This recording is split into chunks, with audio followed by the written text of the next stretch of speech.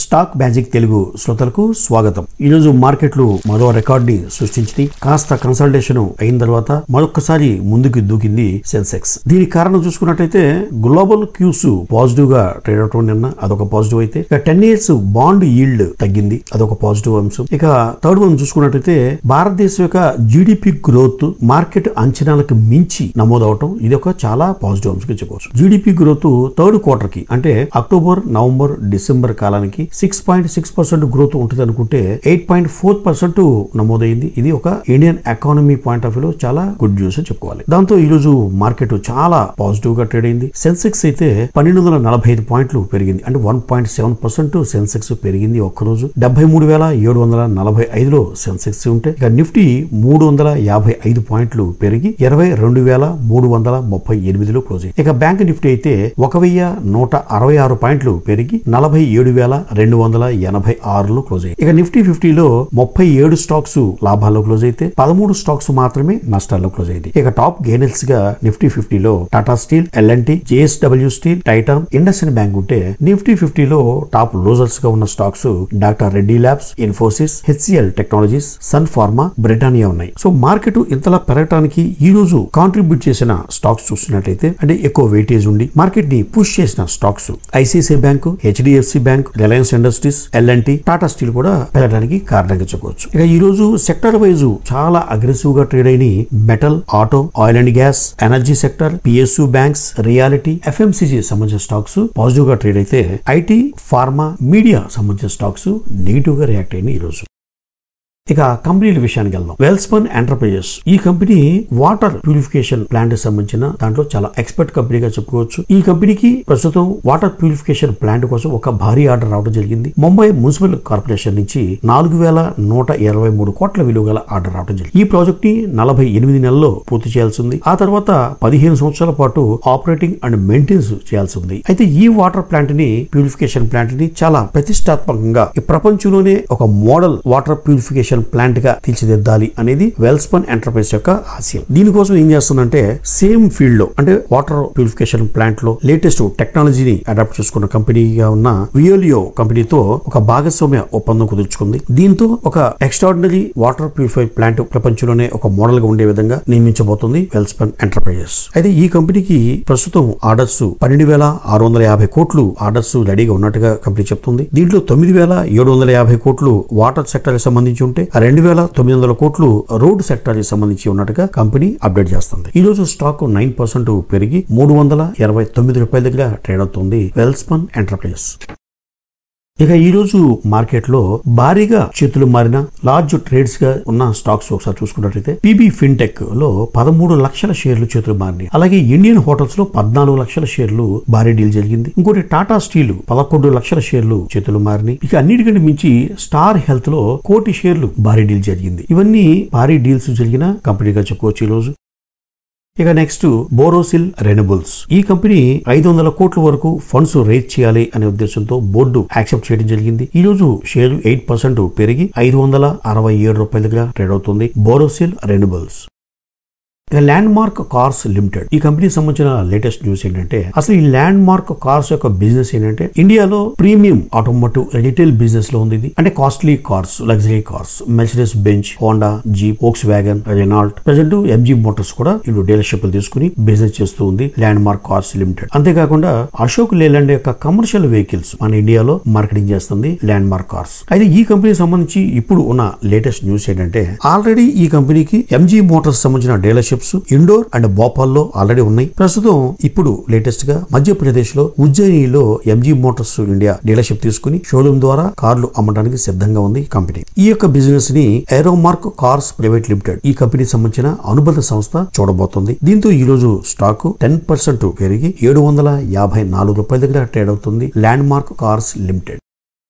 NCC ఇది construction company, roads, buildings, irrigation, electrical, mining అలాగే railway సంబంధించిన కన్స్ట్రక్షన్ యాక్టివిటీస్ చేసే బిజినెస్ లో ఉంది NCC. అయితే ఈ కంపెనీకి ఇప్పుడు లేటెస్ట్ గా 1476 కోట్ల విలువ గల 2 ఆర్డర్స్ రావడం జరిగింది. ఒకటి ట్రాన్స్పోర్టేషన్ సంబంధించి 1304 కోట్లు ఆర్డర్ వస్తే, సెకండ్ ది బిల్డింగ్ కి సంబంధించి 172 కోట్ల ఆర్డర్ రావడం జరిగింది. సో ఈ 2 ఆర్డర్లు కలిపి 1476 కోట్ల ఆర్డర్లు రావడం జరిగింది NCC కి. ఈ ఆర్డర్స్ స్టేట్ గవర్నమెంట్ నుంచి వచ్చినట్టుగా కంపెనీ అప్డేట్ చేస్తుంది. ఈ రోజు షేరు 3% పెరిగి 253 రూపాయల దగ్గర ట్రేడ్ అవుతుంది NCC.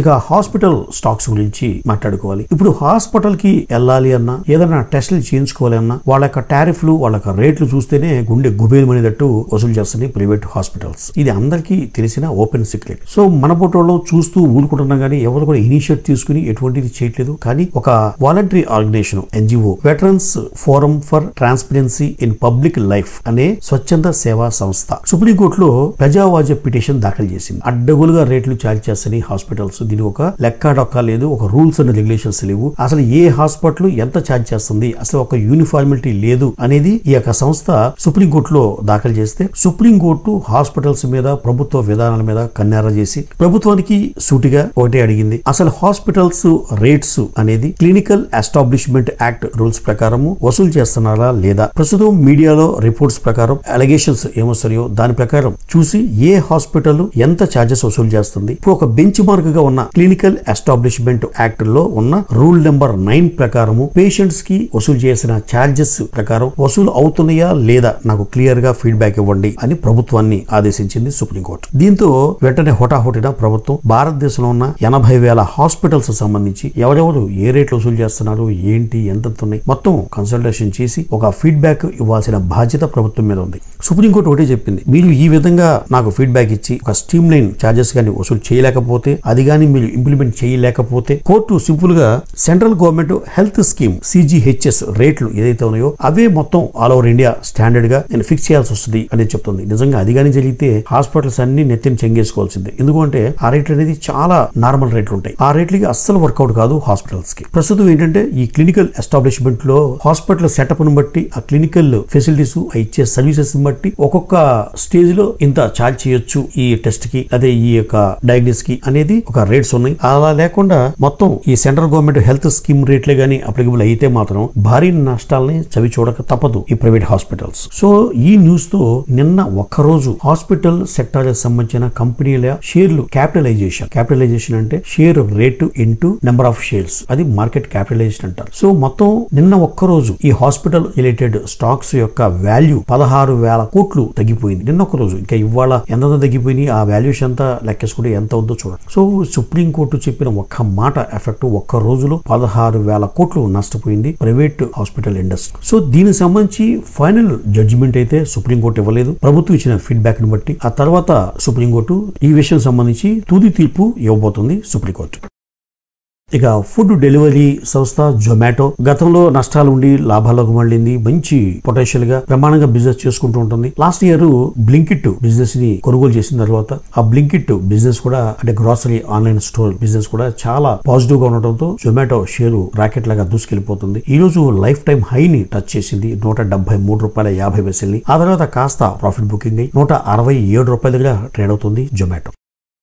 ఇక NTPC విషయానికి వస్తే company north Karanpura super thermal power project సంబంధించి సెకండ్ యూనిట్ 660 మెగావాట్స్ ప్రాజెక్ట్ ని సక్సెస్ఫుల్ గా ట్రయల్ ఆపరేషన్ పూర్తి చేసింది. ఇది కంపెనీ సంబంధించిన లేటెస్ట్ న్యూస్. NTPC ఈ రోజు 2% పెరిగి 343 రూపాయల దగ్గర ట్రేడ్ అవుతుంది NTPC. CG power and industrial solutions limited. అసలు CG పవర్ యొక్క బిజినెస్ ఏంటంటే పవర్ సిస్టమ్స్ సంబంధించి ట్రాన్స్ఫార్మర్స్, స్విచ్ గేర్స్ తయారు చేస్తుంది. ఇండస్ట్రియల్ సిస్టమ్స్ సంబంధించి మోటార్స్, డ్రైవ్స్, రైల్వే సంబంధించిన ఎక్విప్మెంట్ తయారు చేసే బిజినెస్ లో ఉంది CG పవర్. అయితే ఇప్పుడు ఈ కంపెనీ సంబంధించిన లేటెస్ట్ న్యూస్ ఏంటంటే జపాన్ కి చెందిన semiconductor company Renesas electronic corporation and మరో కంపెనీ థాయిలాండ్ కు చెందిన outsource semiconductor assembly and test provider Stars micro electronics, ఈ కంపెనీ వీటితో కలిసి అంటే ఈ రెండు కంపెనీలతో కలిసి ఒక జాయింట్ వెంచర్ ఏర్పడబోతుంది. Renesas electronic corporation, Stars micro electronics ఈ రెండింటితో కలిసి సిజీ పవర్ ఒక జాయింట్ వెంచర్ గా ఏర్పడి భారతదేశంలో semiconductor assembly and test ఫెసిలిటీని ఏర్పాటు చేయబోతోంది. ఇది సిజీ పవర్ సంబంధించిన లేటెస్ట్ న్యూస్. దీంతో ఈ రోజు షేర్లు 11% పెరిగి $463 దగ్గర ట్రేడ్ అవుతుంది సిజీ పవర్. ఇక కోల్ ఇండియా ఫిబ్రవరి నెలలో బిజినెస్ అప్డేషన్ ఇవ్వడం జరిగింది. ఇయర్ ఆన్ ఇయర్ అంటే గత సంవత్సరం ఫిబ్రవరితో పోల్చుకుంటే గత నెల ఫిబ్రవరిలో ప్రొడక్షన్ అనేది 8.7% పెరిగింది అనేది అప్డేట్ చేస్తుంది. అలాగే సేల్స్ 12% పెరిగినట్టుగా కోల్ ఇండియా అప్డేట్ చేస్తుంది. ఈ రోజు కంపెనీ షేరు 3% పెరిగి $448 దగ్గర ట్రేడ్ అవుతుంది కోల్ ఇండియా.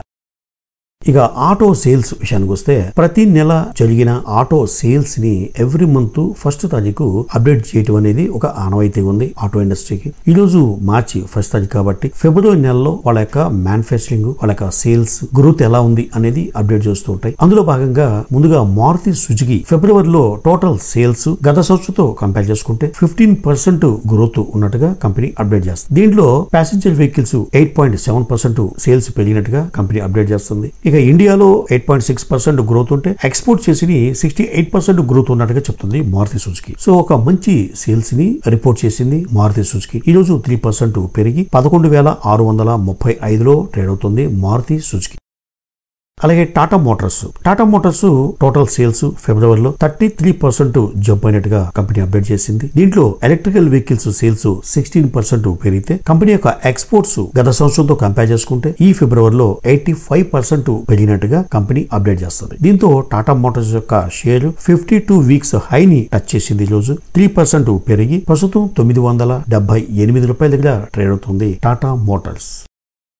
ఇక Bajaj auto total sales year on year అంటే గత సంవత్సరం ఫిబ్రవరితో కంపేర్ చేసుకుంటే ఈ ఫిబ్రవరిలో 24% గ్రోత్ ఉన్నట్టుగా కంపెనీ అప్డేట్ చేసింది. దీంట్లో కమర్షియల్ వెహికల్స్ 16% సేల్స్ పెరిగితే టూ వీలర్స్ 25% సేల్స్ పెరిగినట్టుగా కంపెనీ అప్డేట్ చేస్తుంది. ఈ రోజు బజాజ్ ఆటో షేర్ 2% పెరిగి $8,040 దగ్గర ట్రేడ్ అవుతుంది. ఇవ్వండి ఈ రోజు వార్తల్లోని ముఖ్యాంశాలు. మరో ఇంట్రెస్టింగ్ వీడియోతో మళ్ళీ కలుద్దాం. అంతవరకు సెలవు.